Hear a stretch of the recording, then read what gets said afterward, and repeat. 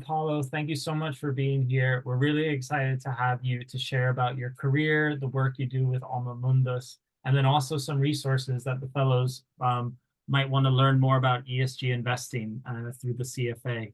And in the topic in general, it's a very hot one that we cover in our Impact Investing Fellowship. So I'm really glad to have met you and gotten connected. Please take it away. We'd be happy to hear more about you and what you do. Thank you very much for this opportunity. I'm going to talk about, of course, Alma Mundus, myself, but the focus is going to be the CFA ESG Investing Certificate. But to introduce myself, my name is Paulo. I have a background in financial consulting. I worked many years for KPMG. Before that, I worked for Deloitte.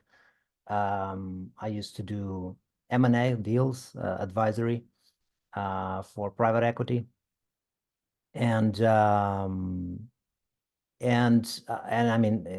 certified ESG investing certified by the CFA Institute. I took the certificate in 2021, I think. Feel free to check my LinkedIn profile to see all my professional and academic achievements, and connect with me on LinkedIn. And anytime if you have any questions, please reach out. But besides my professional career, I'm also a husband. I'm a father. I love sports, and I have worked and lived in different parts of the world. Throughout my consulting journey, I had the opportunity to work in different countries, 12 countries already. So I did projects in those countries, and I travel more than 40. So this slide is already outdated. In 2017, also important, I lived in 4 amazing cities. I'm Portuguese, by the way, so I start my career in Portugal, and I lived in Lisbon. Then I came to the US 10 years ago to do my MBA, and I got an opportunity in New York to work with KPMG New York. And now I'm living in and working in Washington, D.C.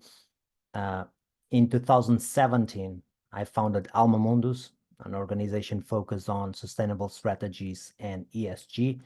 We work with leaders and organizations to unlock their impact potential.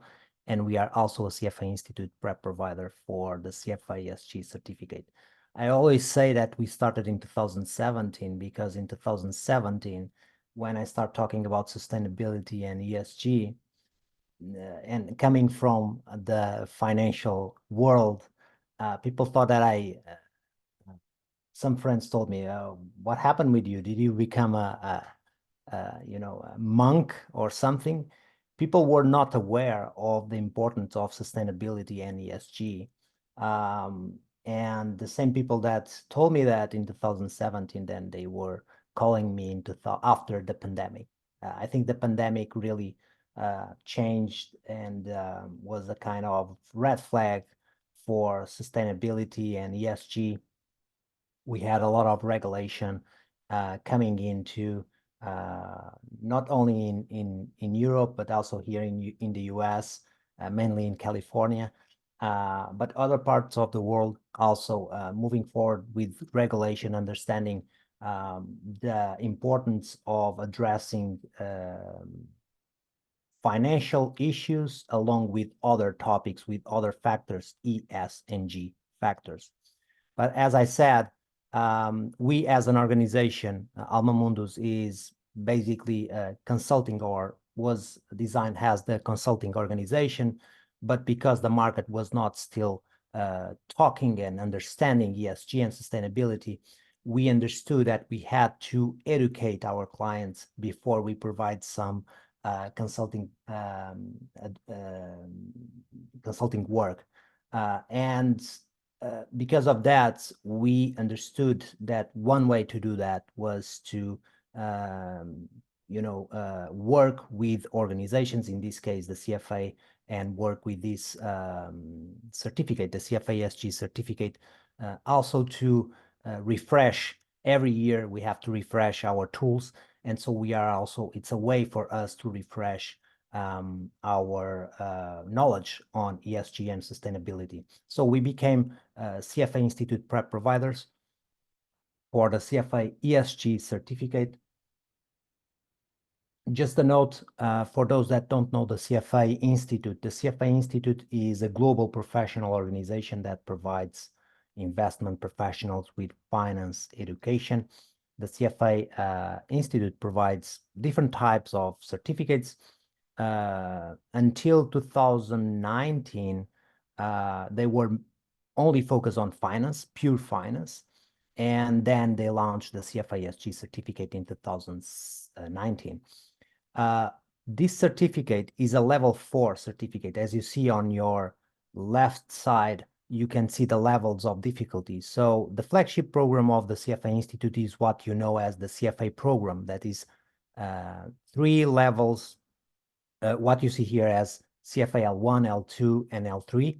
It's a program with 3 exam levels. And it's really difficult to take these 3 levels. It takes more than or around 1,000 hours of studies. The CFA ESG Investing certificate is easier than the CFA L1, so it's a level 4. It's mainly conceptual. You're going to understand what is ESG, where this concept came from. You're going to understand the different factors. You're going to understand how to analyze and integrate ESG factors into decision-making, into the decision-making process, mainly on focus on investment, but not only. And this certificate became very popular. At this moment is the biggest certificate in ESG in the world, the CFA ESG certificate, and became popular because we saw people from different backgrounds, mainly investment and finance, but also other backgrounds, and we will talk about that, but also people in different stages of their career. So we are now in edition 5. So edition 1 started in 2019. In edition 1 and 2, you saw a lot of C-level people, those that thought that I was a monk in 2017, they start asking about that. And they wanted to understand. So C-level people, director level, they want to step back and understand these factors, how this would impact their decision-making, their business, their risk management procedures, how they could accommodate these factors into their decision-making process. Hello? Hello. Can I ask a quick question? Yeah, Can sure. you hear me okay? Yeah, So Beth. quick question. So is this ESG CFA, is that a standalone? So you could actually take that certification without doing the other parts of the CFA? Is that what Great you're question. suggesting? Great question. We're going to talk about that, but you can take it. You don't have to have a specific background, and you can take it standalone. You don't need to have previous CFA certificates or degrees or whatever, but we will talk about that. Just a point, because it's very diverse in terms of who's taking the certificate. I think on average, people have 33, 35 years old, but you have people with 23 years old taking in, and people with 60 something, people in board board members taking the certificate. And the reason is that young people want to understand, because it's an advantage, a competitive advantage, to say, hey, we have that new project that we are doing on ESG. I want to do it. I did this certificate. People that want to move to another career path, but also C-level people that want to step back and understand, wait a moment, we have risks related to non-financial factors. We want to understand it, okay? This is going to be our agenda for today. We're going to go through an overview of the certificate and answer that question that Beth just raised. And then news alerts, the study process, that is very important. We're going to talk about the materials that the CFA Institute provides. We're going to talk about the book, strategies and tips to address this certificate so you don't spend more time than you need. And Q&A. The Q&A, normally I have it at the end, but you can ask any question whenever you want. So some data here regarding the CFA ESG Investing Certificate. As I told you, this is the biggest certificate in ESG in the world at this point. Total registration 51,000 in December 2023. The pass rate is around 72%. And you can see also the balance between the gender balance here. Some candidates ask me, or some potential candidates ask me, who is taking this certificate? And sometimes for me, it's difficult to tell you that, to have a specific or detailed data regarding who is taking it. But one way to answer this question is to tell you where our alumni come from, where do they work. And this is just to start. So you have a lot of people taking the certificate working in the banking, asset management, insurance, real estate, stock exchanges, and monetary authorities. So where you see, logos here, I see people that work with Alma Mundus taking this certificate. But you also have, of course, the well-known names from the consulting side, all the big names, the big four, but also probably companies that you don't know. Most of these companies are focused on ESG data analytics. There are companies here, big companies with 5-10 years old, but they are very important in this field because this you really need data analytics to analyze these components and then digest that information so you can take decisions. So a lot of ESG rating agencies, consulting companies, but also data analytics. And of course, some of my neighbors here in Washington, D.C., and not only in Washington, D.C., but the development financial institutions, okay? The World Bank Group with the IFC, the International Financial Corporation, FinDev Canada, Inter-American Development Bank, GIZ, big development organization in Germany and very important, the European Bank for Restructuring too, just to name a few of these development financial institutions. But just to give you an idea where our alumni work. But also you have a lot of people that don't have a financial background taking the certificate. And this is the magic thing about ESG. For example, we have a lot of people from marketing because nowadays you have regulation, specific regulation to address and to communicate ESG or sustainability topics. For example, if you communicate a product as a carbon neutral, you have specific regulation, at least in Europe. And here in the US, you start having those regulations too. But for example, in Europe, you cannot communicate a product as carbon neutral if you cannot prove that it's carbon neutral. And you have to have a very detailed report to explain if someone asks you, is this really carbon neutral? And so you have the authorities, and if you don't follow that, you may be fined. So it's a risk for the company. So everyone that is working in communication, not only in finance, they are now aware of that, and they want to understand. They're not going to become financial advisors, but they want to understand these ESG factors. And so we have some names here. I mean, Jomana Barcelech, I don't know if you know her, but she's very well known. She was a CNBC anchor. She left CNBC last month.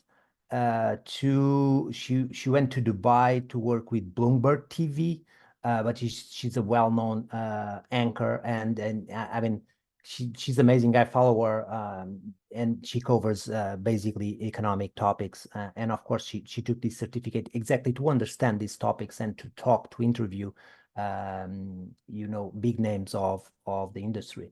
And then you have, for example, Kyung Yu is from Singapore. He works in a non-profit one side, and he works in digital innovation.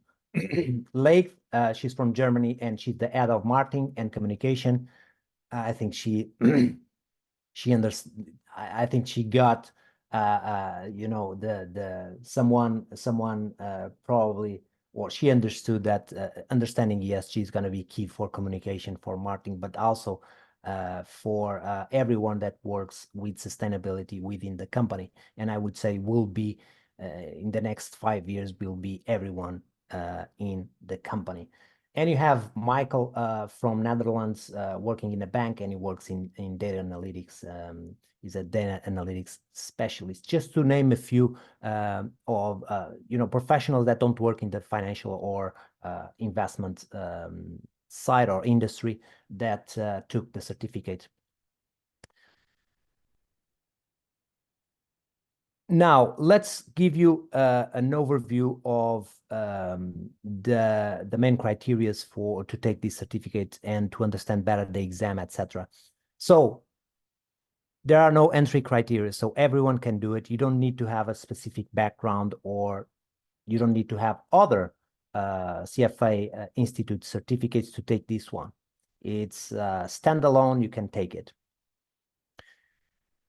The recommended study time, it's between 100 and 130 hours. 100 hours will be for investment and finance professionals. 130 hours will be more for people that don't have a financial and investment background.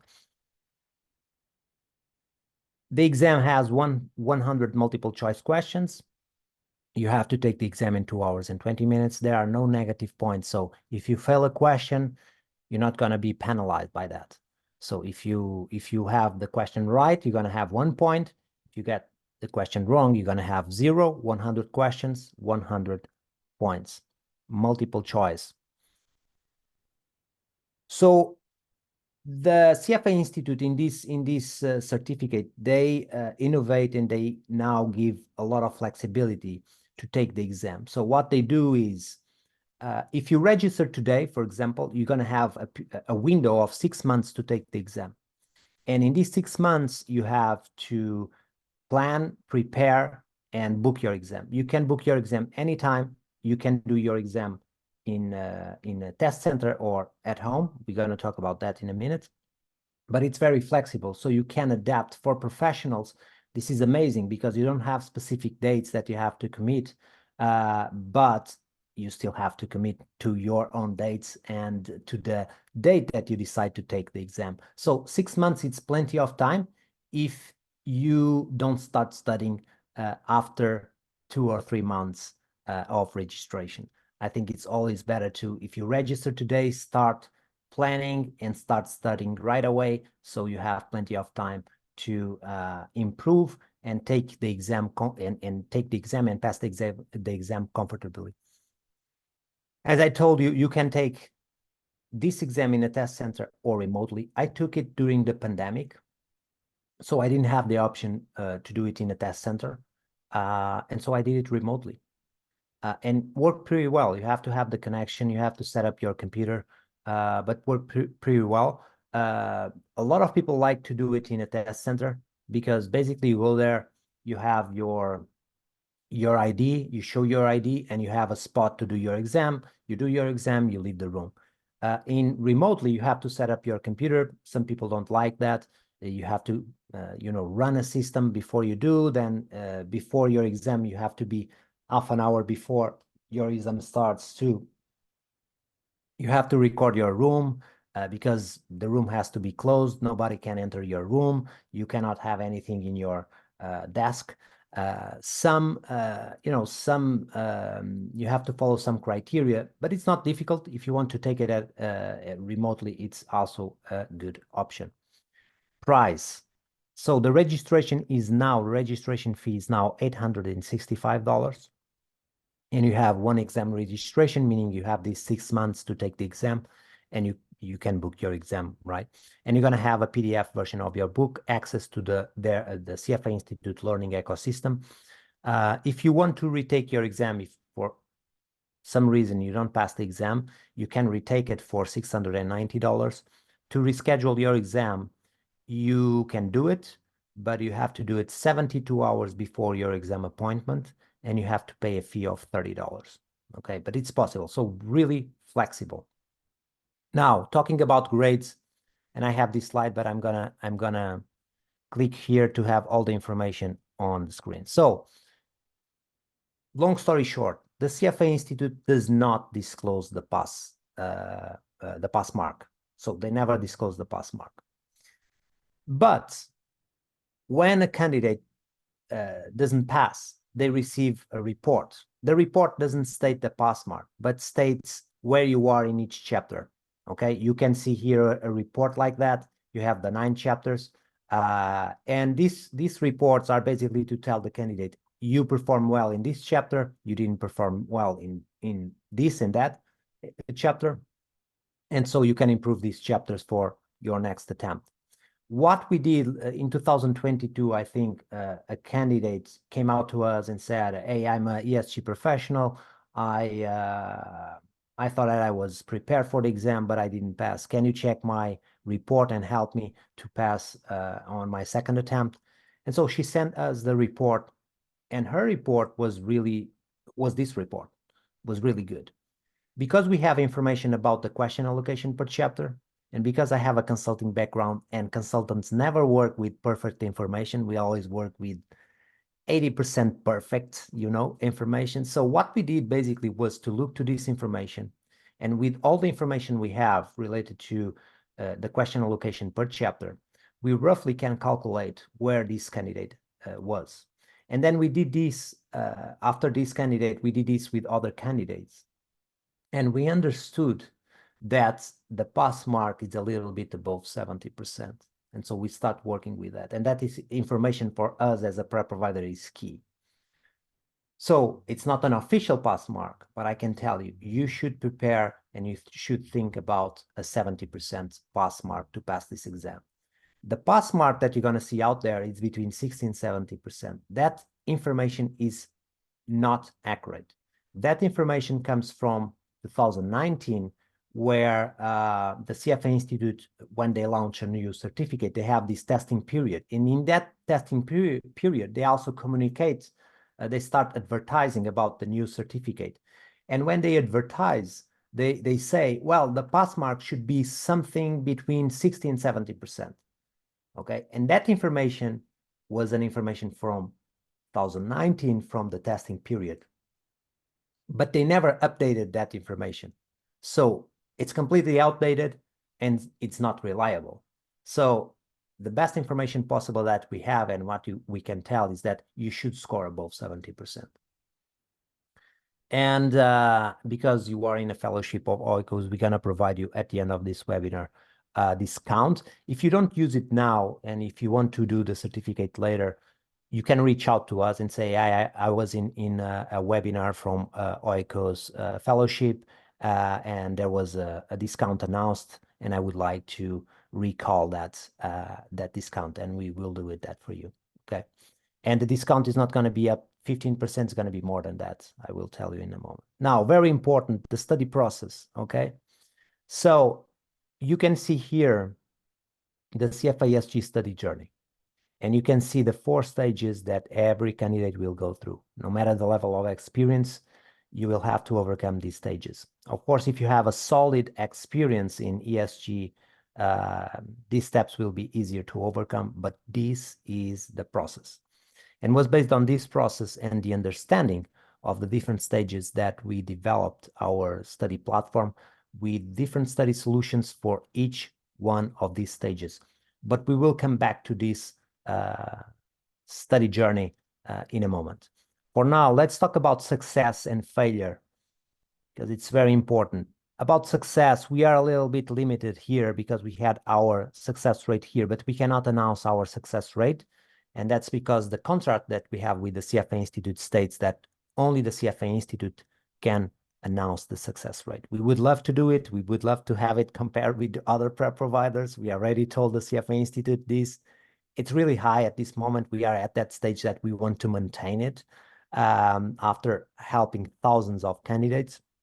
But we don't have here this just to tell you how great we are. We have the next slide is about failure. And this is very important for this specific certificate. We identified by interviewing candidates that didn't pass the exam on their first attempt, we identified 2 main reasons for failure. One, you already know, they didn't study, okay? They have a book to read and they didn't read the book, or, they didn't prepare well for this certificate. Or they thought that they were ESG professionals that would be easier to take this certificate. But the thing is that you have a syllabus, you have certain topics that you have to go through, so you have to read the book and you have to understand it. But the other thing, and I think really important, and some people don't pay attention to this one, is the exam awareness or mechanism.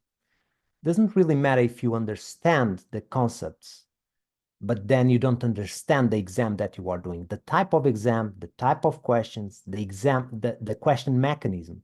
You know, those questions that you do in multiple choice that have that little word that changed the meaning of the question. And then you go down and you see an option that really fits to that question that you just read, but it's wrong. So this is what we call question mechanism or exam mechanism. Is you have to understand the type of exam, and since the beginning, you should prepare for this type of exam. There are people that understand the concepts, but they don't practice questions. And so they don't, when they arrive to the exam, they don't feel comfortable answering these type of questions. And so these are the two main reasons for failure. We're gonna come back again in other slide with these two topics. But just to tell you, if you are preparing for this certificate, it's really, it's important to have these two components. Now, let's talk about the book, what you have available to study, also what the CFA Institute provides you. And this is probably the most important slide of this presentation. And so the book basically comprises 9 chapters divided into 3 main sections. The first 2 chapters are an introduction to ESG and ESG markets. From chapter 3 to chapter 6 is the theory behind each ESG factor and the importance of engagement and stewardship. The last 3 chapters are dedicated to how to analyze, integrate, and report ESG factors into the decision-making process. We detail the chapters per number of pages. We clearly can spot chapter 3 as the most dense chapter, heaviest chapter, and then chapter 8. What you see here, the number of pages you see here are just content pages. The book has, in fact, 600 pages, but we only consider content pages you need to study for the exam. So we take out blank pages, reference pages. This is just content pages you need to study for the exam. The CFA Institute provides a question allocation per chapter. For example, chapter 1 will have between 4 to 8 questions in the exam. Chapter 7 between 20 to 30 questions in the exam. Based on this allocation, we laid out the potential distributions of questions in the exam. It is easy to understand that chapter 7 is the most important chapter with 24 questions in the exam. Then we also, we like to do this to, detail the book or bring some data analytics to the book. Another way to look to the chapters and to motivate candidates to read all the chapters is to look to the chapters with a ratio that is pages per question in the exam, okay? And it's very curious to see that, for example, you see that chapter 3 is very important. It's a long chapter. But then chapter 4 is it's a short chapter, but they have the same number of questions in the exam. So chapter 4 became very important to get points in the exam because you have less pages per question in the exam. So we detail that per chapter, and I think this is also important for candidates to understand and motivate themselves to read each one of the chapters, because some are important because they have a lot of questions, some are important because they have a good ratio of pages per question. Another thing that we do is surveys with candidates that pass the exam, and we ask, which chapter do you think is more challenging? And basically they told us the 3 main chapters, the 3 most challenging chapters are chapter 3, 7, and 8. Okay, Probably chapter 3, it's challenging because it's long.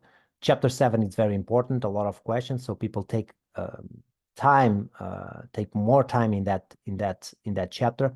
Chapter 8, probably because it's the one that brings more financial concepts. It's not complex, but it's the one that brings more financial concepts. I would say that the only topics that you can see, like if you don't have a finance background, you're gonna find a little bit more challenging would be chapter 8, because they bring some concepts you can learn. I mean, just for searching, or even in the book they explain some those concepts. And so don't worry if you don't have a finance or investment background. All the other chapters, you're not going to have any issues because they talk about non-financial topics. So the CFA Institute provides you a book. Each chapter has a kind of it's kind of 2 or 3 pages with questions. It's I think now it's 15 to 20 questions per chapter. These are self-assessment questions, not exactly the same type of questions you're going to see in the exam, but they are self-assessment questions. And then you have 2 mock exams.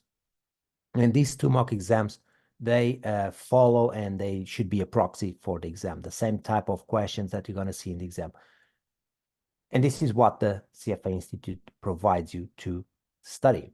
And so, talking about now strategies and tips, I don't know if you have any question. Do you want to raise any question now? Yeah, I'm going to have to park and leave you all in a few moments. So I was just wondering, Paulo, this is interesting about how you train people for the exam. I'm trying to decide if I should take this course. And so I would love to know what you think the key nuggets of knowledge are that people come out of this course with. Like, Okay, how would you apply what you learned to figure out if this is going to be relevant for me? Okay, if you want, we can talk after this webinar, because I don't know your background but basically what you're gonna, I used to tell people to manage expectations about this certificate, because it's a great certificate, but it's an overview of the ESG field. Okay, this is not gonna give you, you're not gonna be an ESG expert by doing this certificate. Let me phrase this in another way. You're not going to be a Formula 1 pilot by doing this certificate, but you're going to have a driver's license to use. You're going to understand the concepts. You're going to understand the frameworks. You're going to understand the regulation. You're going to understand the factors and how these factors can impact business models and investment decision making. You can look this also as a risk management perspective. Okay, because most of the ESG strategies are risk management perspectives, risk management approach. I can explain you a little bit more how this can fit to understanding your background, but this basically is an overview. A lot of people are that don't have this overview or didn't study anything about ESG. They go directly to environment. Right? They want to understand, and they start talking about carbon neutral and net zero, and they don't know what they are talking about. And we have seen a lot of miscommunication around this on C-level people. And it's basically, for me, that I understand what they are saying. I clearly can see that they don't know anything about what they are talking, and they just want to deliver something. But even internally, you have to understand also concepts like materiality, okay? But materiality focus on sustainability. What could be a risk for the company, for the investor on non-financial topics, okay? And this is becoming really impactful in companies, in investments, because it's being driven by regulation. I know that is a lot of noise. Politicians want to block some regulations and so on. Forget that. This is driven by, in some events, by natural events, science-based targets and information. And this is what is is leading the regulation that we are seeing.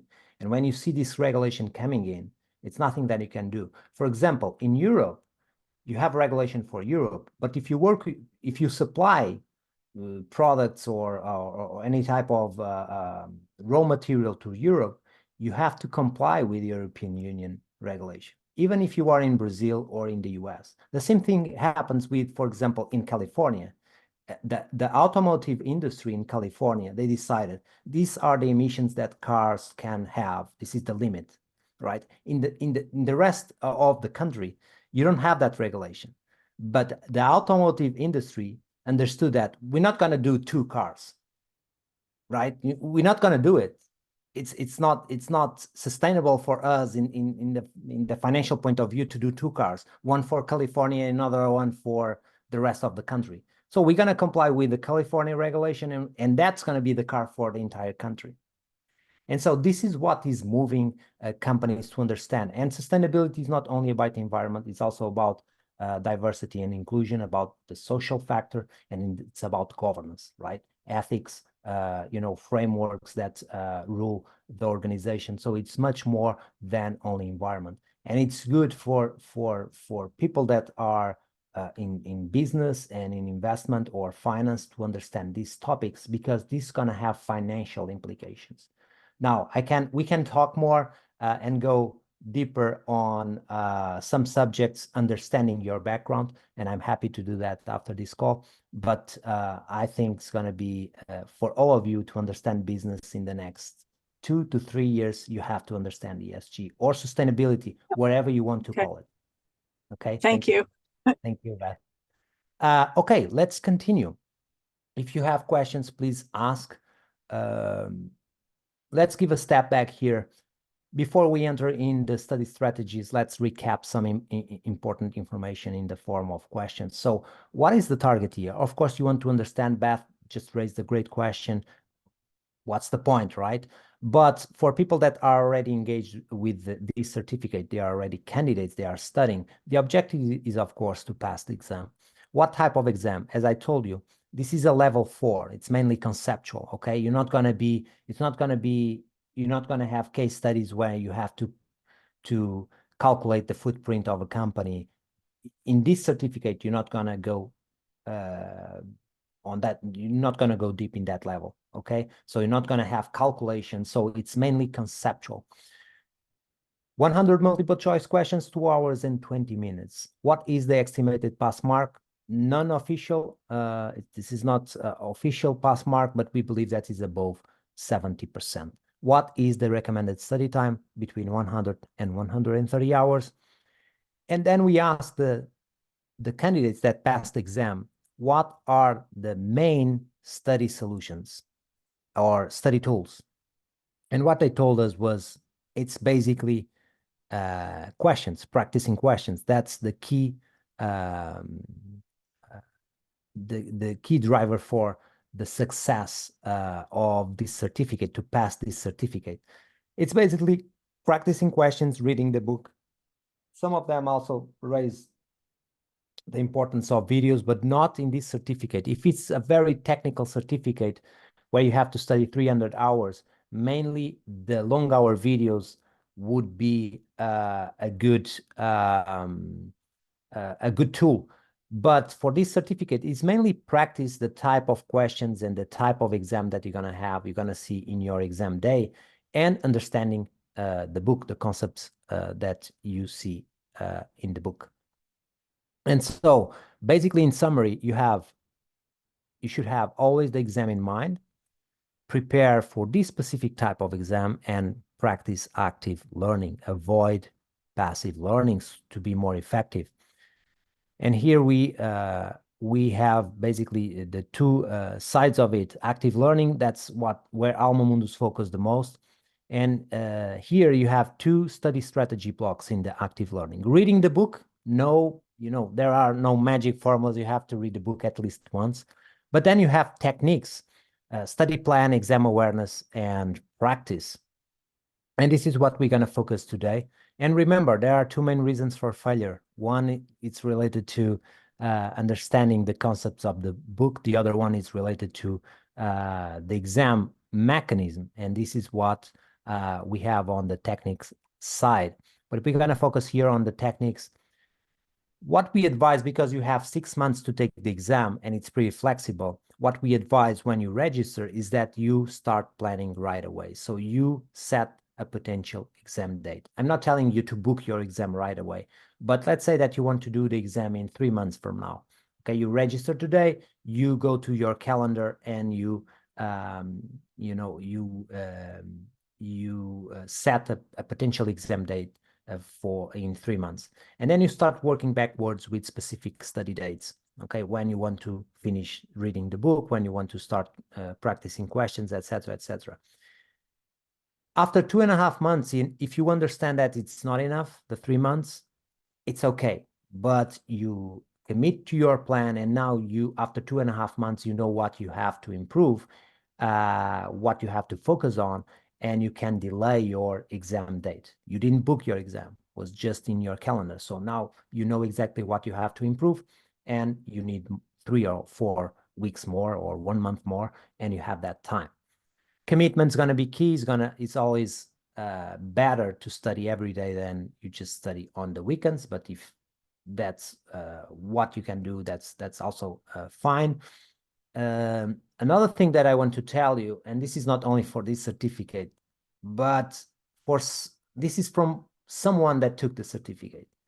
Look, I took the certificate, I have an MBA, and I had to study, I'm going to tell you, more than 90 hours for this certificate. And I don't have any problem to disclose that. But if you go to the internet, you know how it works, right? You go to the internet and everyone looks like Superman. Everyone looks like amazing, right? And you have this type of candidates. This is a comment or a post on LinkedIn. The thing is that we know the candidates and we have data about the candidates, right? And this candidate worked with alma, and he came out and said, well, it's very easy, you know, I just study 20 hours. And sometimes it's not exactly the time that people communicate on LinkedIn or Instagram that it's really, maybe they don't know, maybe they didn't count, but we have that information. So our marketing department did this. This is internal, right? And we never disclose. If you want to communicate after passing the exam, that you just study 5 hours, that's okay. But for those that want to do the certificate and are studying for the certificate, we want to manage expectations, okay? Some people can take it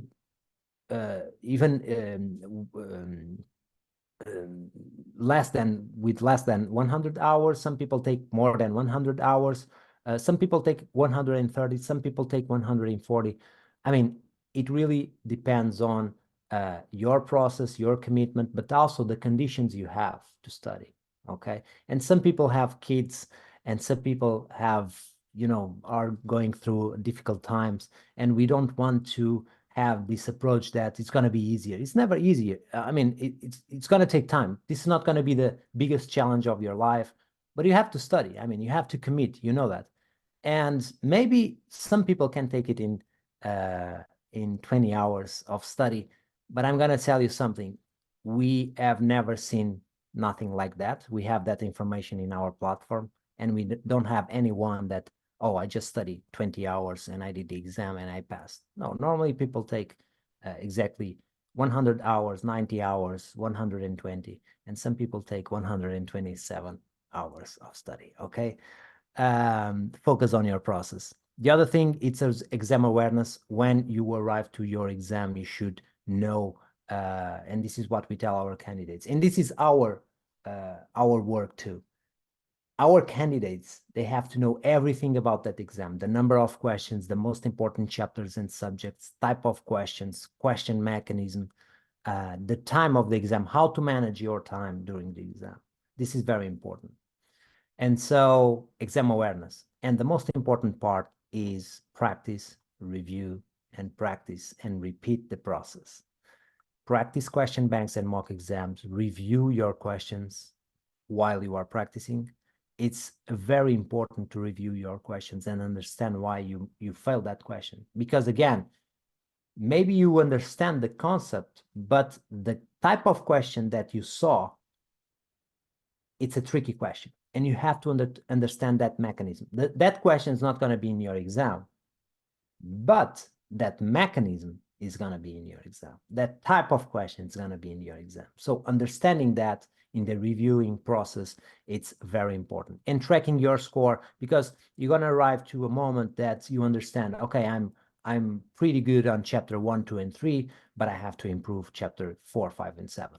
Okay, so I'm going to focus on these chapters that I'm scoring. I'm having lower scores, so I can improve them to reach that proficiency level, that 70%, above that 70% level. In the exam, you don't have to score per chapter, but we detail everything per chapter, so you know where you are in each chapter, you know where you have to improve. Okay. But in the exam, it's an overall score. You can fail all the questions in chapter 1, and then you have all the other questions correct, you pass the exam. Very important, doesn't matter that you practice 1,000 questions if you don't learn from them. The process of reviewing and analyzing your results should be part of your study process. You will need insightful data that improves the efficiency of your study process. Coming back to our study journey. Now that you know what the CFA, let me just give a closer look here. Okay, now that you know what the CFA Institute provides, you can look at that to the stages. Okay, and basically they provide the book and they provide the mock exams. But they don't provide much on practicing. So that's where we focus the most on stage 2 and 3. And we have our question banks, we have our study summaries, we have our community center where you can ask any question throughout your study process. We have our media center that will help you. We have videos to help you reading the book, that is in stage 1. And we have tutoring sessions if you need to. Okay, so we have a complete set of tools that will help you throughout all the stages that you're going to go through. And if we look to this as a study process, we can tell you that so you are here in this presentation and you can try our demo, but then we advise you that you read the book at least once, as I told you. And this is the CFA book, the CFA ESG book. Here you will have 2 insightful videos about study strategy, how to study for this certificate, and exam tips to focus your study in the exam since the beginning. It's very important that you understand what the exam is about since the beginning. But also you have chapter videos that will help you to read the book, okay? Very insightful introductory videos that are going to tell you the structure of each chapter, the topics of the chapter, the learning objectives of the chapter, and the most important topics, the topics that we think going to be in your exam. After that, you're going to enter in the Alma Mundus study cycle. And here you're going to have the question bank. You're going to have a very detailed feedback to help you to understand why you failed that question. You're going to have the summaries, okay, chapter summaries. And you're going to have our mock exams. And you're going to have to repeat this until you reach that proficiency level. And then you're going to have also the CFA Institute mock exams to help you in that last stage of your study process, of your study journey. And when you feel comfortable, you go to the exam. And normally what happens is that you pass the exam. So I told you that we would provide a discount if you don't use it now, but you want to use it in the future. And for some reason, let's say that you want to use it in 2 months from now. You go there, you type oikos 2024, and you don't see it, it's not available anymore. Reach out to us, send us an email and say, I went to a webinar, oikos fellowship webinar, and there was an announcement of the discount code. I would like to recall that discount code, and we're going to give you that discount code, okay? So we're going to give you a very generous discount just for oikos, 20% discount on our study platform plus, 15% discount on the study platform standard, and 10% discount in our question bank. So to understand these 3 options, the question bank is basically, it's a question bank with more than 500 questions divided per chapter. You're going to have feedback per question, diagnostic report, and access to our community center. You can ask any question. The study platform standard will provide you everything that you see in the question bank and one additional mock exam. The study platform plus is the most complete platform here, and it's going to have everything you get in our question bank, 3 mock exams, access to our study summaries, and access to our media center, to our chapter videos. And this is the 3 options that we have, and this is what you're going to see in our website. Okay, the 3 options, and you're going to get 20, 15, and 10% discount. And that's it, guys. Thank you very much for being here today. Do you have any questions? Thank you, Paulo, so much for sharing with us. I definitely encourage the fellows to check out the certificate, also the resources you're sharing here. And Paulo, I'd love to share one of our fellows, Maria Boroyenskaya from Germany. She's part Russian. She took the course. I'll put her name in the thing here for the fellows so that they can reach out to Maria. Because Maria could also give you some insights on how she did, and she worked with you, Paulo. So Great. yeah, I think that's a great plus for Paulo at his work. Are there any questions from the? Yeah, I think the best way. I mean, we have a huge alumni community, but the best way to understand the certificate and to understand our tools is to talk with alumni. They're gonna give you the best advice possible. Great. Are there any questions from the fellows? I do have a quick question, if that's okay, Stephen. This was really great, Paulo. Thank you so much. I'm wondering, I was poking around on your website a little bit while you were talking, and I saw that the CFA also has an impact investing certificate, but is that only in the UK or is that for anywhere? Great question. So the reason I didn't want to talk about that is a new certificate they launched last month. Oh, wow. Again, okay. they had a testing period since January for 2 months, I think, or 3 months, and now they launched for the public, but it's really new, and it's also always like that. The CFA UK also launched the CFA ESG. Okay. The thing is, in the past, you couldn't call it global because it was launched in the UK. But nowadays, because you can do it online, everyone can do it. So even if they launch it in the UK, probably this certificate, what I think is that this certificate is going to become also a certificate from the CFA Institute. Okay. Okay.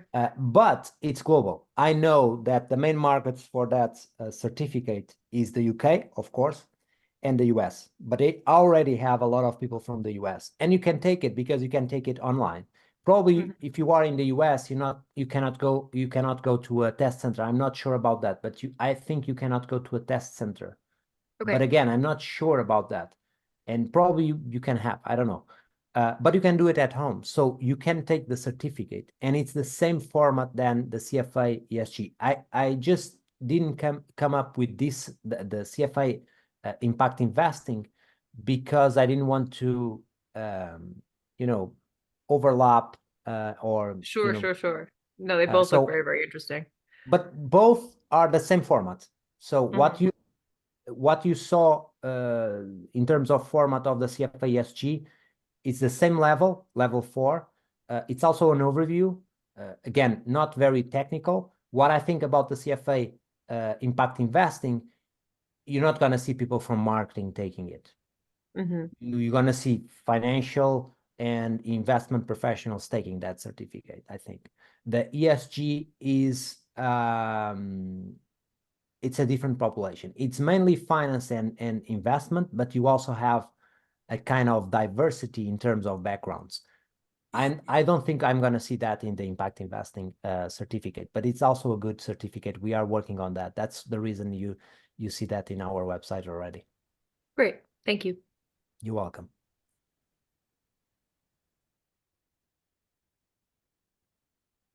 Any other questions? I have one, Paulo. As many people in this fellowship are curious about like what jobs that they could move into, clearly the CFA has like a curriculum, an agenda that they see future practitioners need to learn about these things. Are you seeing a gap anywhere or areas that you could encourage our fellows to spend, if even if they're not going to be able to take the CFA, but where could they be putting their time if they're looking to work in the industry? Well, you see the gap because you see, I'm going to tell you from my experience. When I left KPMG in 2017, they didn't have a ESG or sustainability department. Now, all the consulting companies, they invested a lot in new ESG and sustainability departments. And that was, I would say, since 2021. And you have seen that in consulting companies, in private equity companies. And maybe you have, they're going to allocate part of their resources or that they already have to those departments, but they are also looking for people with that expertise. And in this moment, you have different certificates, but if someone shows up with a certificate and with a,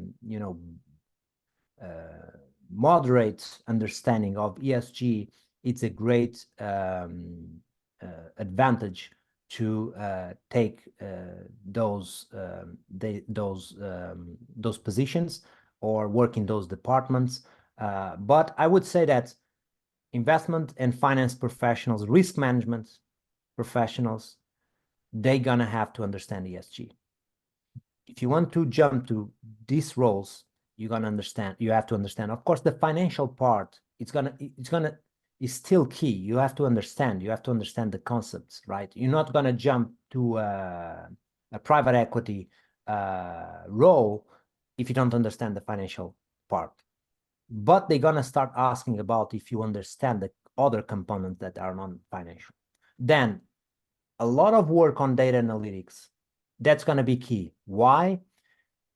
Every company, to understand sustainability, they have to go through a process called sustainability assessment or ESG assessment, where they're gonna understand in that type of company, in that type of industry, what is material, what is not. And even in the same sectors, you can have two companies in the same sector, and they have different material topics because they are two different companies. So they have to go through that. That process, it's a lot of work. So you're gonna have consulting work on that, but you're gonna have a lot of data analytics. Data analytics not only to understand the materiality, what is material, ESG material or not, so non-financial factors that are material to that company, but also then to track that.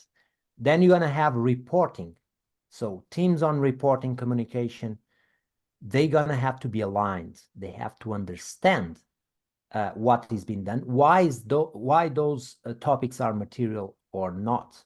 Okay, it's gonna be very important what to communicate, how to communicate, and what they cannot communicate or what they cannot communicate yet. If you are what we call it momentum, if you are in the process, you designed, you know what you did your materiality assessment, your ESG assessment, you know what you are focused on, the key drivers or the key ESG drivers, but you are building the momentum. You have your objective, but you are not still there. You're not going to communicate there externally. You can communicate internally for your employees to engage. We have this goal. We have to achieve it. But you cannot say we are already carbon neutral or net zero because you are in the path to achieve that. You can communicate your goals, but you cannot communicate that you are already there. Okay, so there are a lot of also regulation that you have to comply with in terms of what you are doing and what you communicate, and you have to prove that. So all the spectrum of the company, all the departments gonna have to understand, and they're gonna have to have different tasks, but they have to be aligned to understand what is essential, what is not, what is material, what is not, what can be communicated internally, what can be communicated externally, and what cannot be communicated. Okay, that's going to be key. And if you understand that, you're going to have internally, you're going to have to understand ESG. Then you're going to have to hire consultants. Then you have probably, you know, PR firms too, or consulting firms to communicate your progress. And also you're going to have a lot of work on stewardship and engagement to engage investors with companies, companies with investors, and align all these progress and this data on what is happening, because investors are going to start asking, do you have where do you stand on ESG or sustainability? Okay, on diversity and inclusion, on environment. Okay, do you comply? Because if you don't comply, it's going to be a risk for me. Okay, and it's going to be material on the financial side too. Okay, and now we are already talking about double materiality. So a lot of concepts here. I just want to giving you an example, bringing you what has to be done and all the parts that have to come together to work on this subject. Great, Paulo. I am mindful of time. I have one last question. If there isn't anybody else who has another question, I'll give preference if there's anybody who wants to jump in. And Paulo, I know you have a sick kid that you need to go to as well. So, all right, last shot for any questions. Okay, Paulo, maybe as a last point, you could say one or two things about why you think the CFA ESG certificate or the impact investing certificate from the CFA as another one that you offer is something that's on a higher tier or more important for people to focus their time looking into than studying like the many other certificates out there from like the United Nations PRI, the Principles of Responsible Investing, or SASB, the Sustainability Accounting Standing Board, having their own training. There's a lot of these different organizations, and just curious to hear your general thoughts, what might be for where students focus their endeavors. It's curious that you asked that question, because I had the need to write an article about that, and we built a matrix with all these certificates that you just stated. The CFA ESG Investing Certificate was built in a partnership with PRI. Some people don't know that. What I feel that is different on the CFA ESG Investing compared with other GARB SCR and SASB and is that it's an overview of the field, and it's not in a level that is very specific. For example, GARB SCR, it's very specific on risk management and environment. But for someone that wants to understand ESG, they have to go a little bit above that, okay? And that is the CFA ESG certificate. And you don't have, I mean, SAS, and then you have certificates that are focused on ESG, but they are already they are not level 4, they are already level 5 or 6. And that requires you to be already an expert on ESG, because it's more practical, okay? The advantage of ESG, the CFA ESG, is that it's an overview. It's great to start to understand. What I've done is basically I took the CFA ESG certificate, and now I'm taking other certificates to complete. It's kind of a puzzle, and I think that's going to be a trend in the next years to understand some topics, is to have this overview, probably with the CFA ESG. And then if you want to take other certificate or want to be specialized in one topic, for example, environment, then you take a certificate specific on environment. More technical, a little bit more difficult, but you understand the overall factors on ESG because they are interrelated, and it's good that you understand all of them, and then you go more niche and more detailed in a specific area: risk management, communication or reporting, or environment, okay, or both. But I think that's going to be a trend. And again, you can take this in 6 months. It's not that it's going to take you 2 years to take the certificate. And then you can think on your next step what you want to study. Great. Thank you so much. And I'll be sure to share the blog post with the 6 ESG certificates that you share. I can send you the article. Yeah. Yeah, that'd be great. Great. Thank you so much for your time. Really appreciate you spending a little bit of extra to share with us. Let's give Paulo a round of applause and appreciate what you have offered to the fellow. Thank you. Thank you very much, guys. Thank you very much for the opportunity. Great. Take care, Paulo. Have a good day. You too. Bye-bye. Thank you.